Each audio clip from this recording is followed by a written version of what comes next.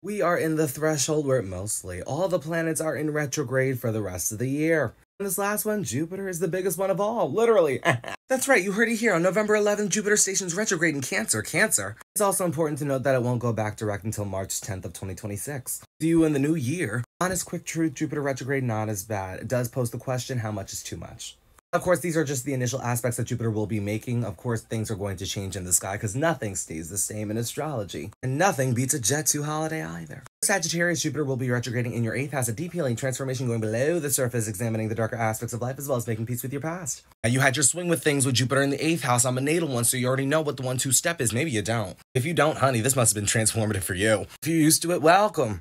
Transit for you poses an internal transformation. Ask yourself, how much is too much power? How much is too much transformation? Do I really need to let go of certain things in order to move forward and to grow? Great time to reassess and reevaluate those questions, right? Really keep in mind the emotional fulfillment or intuition. If it's not fulfilling you, give it the chop so you don't flop. If your intuition's going against it, give it the snip so you can stay hip. When it first goes direct within the first couple of days, expect something to be illuminated. It could be a fated event. It could be a karmic lesson. Could be both. It could also come through a thought, an idea, some communication with Pluto opposing from your 3rd. Honey, I don't recommend exposing the public during this transformation because it's just going to lead to a bigger transformation for you. And it comes with the tower moment. Don't do that. Now, this internal transformation that you're about to undergo can have an impact on your personal development journey. Just be sure here that we are putting in the effort that's needed. Also, be sure that you're showing up for yourself, being of service to yourself, filling up your own cup, right? Overall, it's a powerful transit if it's not too much for you. For Capricorn, Jupiter's retrograding in your 7th house of relationships, partnerships, interpersonal connection, business contracts, marriage, and union sold separately. Results may vary till now. Jupiter retrograding in your 7th house poses the question, how many relationships are too many relationships? Not to say that you're in multiple relationships. If you are, what are you doing? Then again, if you're for that life, I ain't mad at it. But this is mainly to say how many connections are too much. Are they really fulfilling a desire for you? Are they really as close as you want them to be? Are they catering to your emotional fulfillment, really? Are they helping you to better understand the relationship that you have with yourself? That is the best relationship one can ever have. You gotta ask all them questions. Because for most of you, this may oppose your ascendant.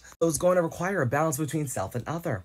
At the beginning of this transit, there could be an illumination around friends, groups, networks, circles, organizations, the execution of future endeavors, if you will. This could lead to fated events coming from the unconscious, perhaps something coming to the forefront that you couldn't see before. Supporting you, your authentic expression, building up your confidence, putting yourself out there and shining your light, not dimming it because of other people's projection. It's the very thing that's going to help you to see who's for you and who's not. Who do you need to give the chop? Who stays and who goes? It's not like you're going to find everything out right away. You got until March. But honey, you're about to learn a thing or two about the other person. For Aquarius, Jupiter's retrograding through your 6th house of daily responsibility and operation, work schedule, routine around personal development and physical health. Jupiter in the 6th retrograde poses the question, how much work is too much work? Have you been overworking yourself? Probably. Is the work that you're doing actually fulfilling you on an emotional level? Are you feeling your emotions? Or are we just still detaching? Look, what about it? And what about it? Remember to show up for yourself. Remember to be of service to yourself. You gotta fill up your own cup and not fill up somebody else's cup to your detriment. I get it. You want to heal the world, make the world a better place despite you not wanting to do that for the people. Some of you maybe, most of you please.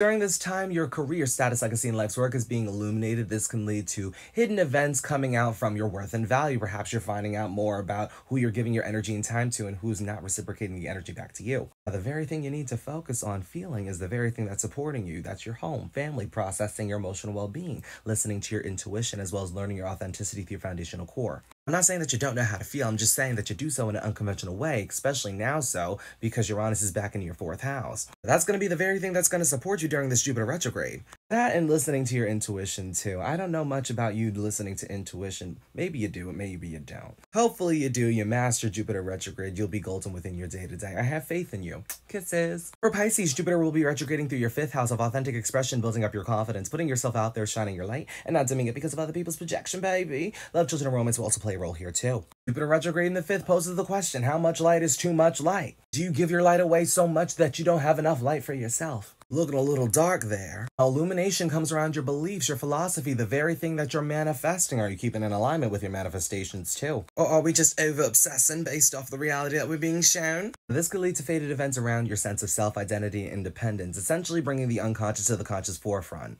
Basically, the more you listen to yourself, the more light you're going to have for you. And it keeps you in alignment with the very things you're trying to call into your life. Look at God. Now, it is important to spend time by yourself to better understand your unconscious qualities with Pluto opposing from your 12th. But do watch out for vengeance, revenge, trying to get your look back that leads to a tower moment that you don't need.